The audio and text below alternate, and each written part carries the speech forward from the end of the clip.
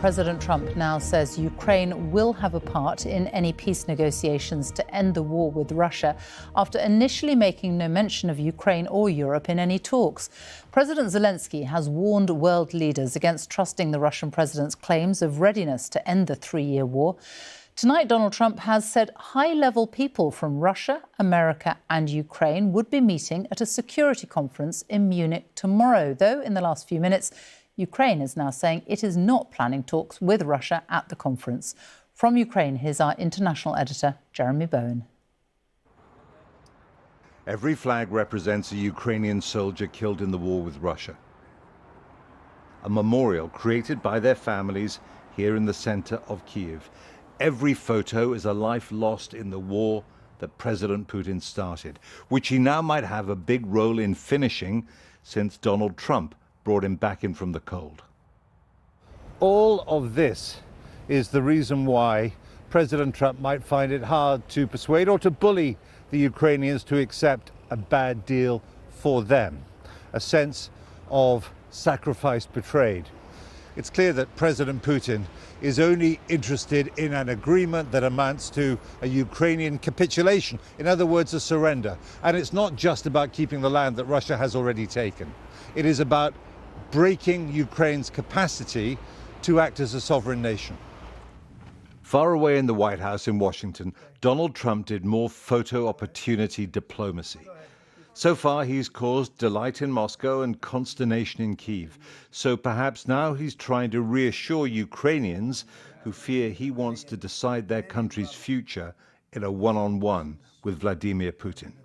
We would have Ukraine, we would have Russia, and we'll have other people involved too. A lot of people, a lot of forks in the, a lot of forks in this game. I'll tell you what, this is a very interesting situation, but the Ukraine war has to end.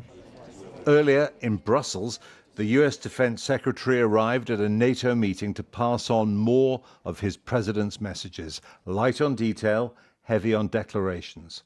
Only Trump, the perfect deal maker, can bridge the yawning gap between Ukraine and Russia, and Europe must spend more on defense. This administration believes in alliances, deeply believes in alliances. But make no mistake, President Trump will not allow anyone to turn Uncle Sam into Uncle Sucker. This was Kyiv the night before last. A civilian killed and others wounded in a suburb hit by another Russian missile. Ukraine's president wants to deter Russian attacks and invasions in the future by joining NATO, which Trump and Putin have already ruled out. At a nuclear plant, President Zelensky told journalists that he would refuse to accept any agreement made without Ukraine. It is doubtful that Trump's off-the-cuff remarks in the Oval Office that he'd be included were very reassuring. Back in Kyiv, Alexander Merezhko, an MP from Zelensky's party, told us Donald Trump might not have as much leverage over Ukraine's president as he thinks he has.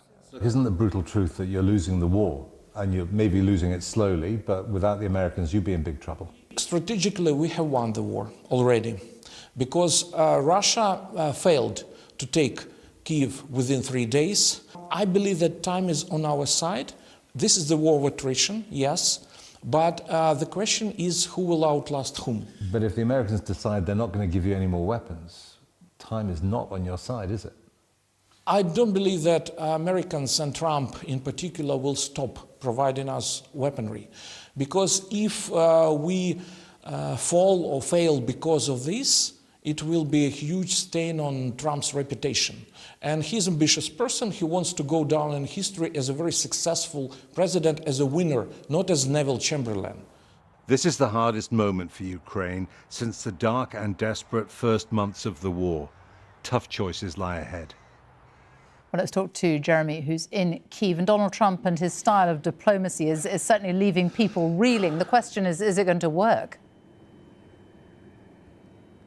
Well, Sophie, the way it's supposed to work, we are told, is that, as his people put it, he is going to flood the zone with these off-the-cuff remarks. And it doesn't matter if they sound a bit incoherent sometimes, because they're designed to keep all the parties off balance. So when they're presented with a coherent proposal, they grab it with both hands. But you know what? I don't think it's going to be quite as simple as that. It's not like an American domestic governmental dispute, because what they're talking about is existence.